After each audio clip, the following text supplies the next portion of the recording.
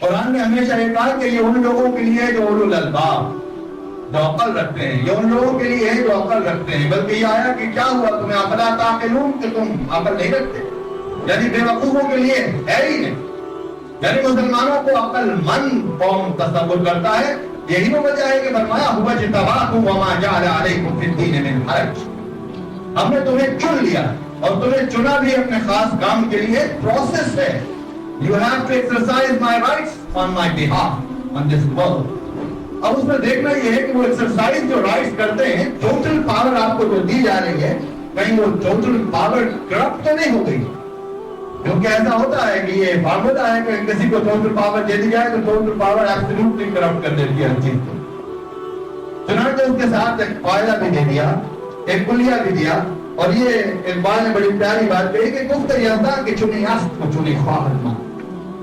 اقبال نے کہا کہ اللہ نے کہا تھا کہ دیکھو جا تو رہے ہو دنیا میں، مگر وہی کرنا جیسا میں کہوں.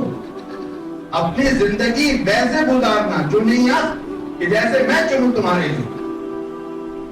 گفت آدم، تو آدم نے کہا کہ چنی ہست، جو میں چنوں گا وہ چننا خواہد کو، ویسے ہی چلوں گا جیسے میں چاہوں گا. اگر اختیار بنا کر با اختیار بھیج رہے ہو تو پھر مجھے اختیار دو. فرمایا فَأَلْهَمَهَا فُجُورَهَا وَتَقْوَاهَا. تو ٹھیک ہے، تمہیں یہ بات معلوم ہونی چاہیے کہ تقویٰ کیا ہے اور فجور کیا ہے. اور یہ ہمیں تمہارے اندر وصیت کر دی ہے. It is instinct.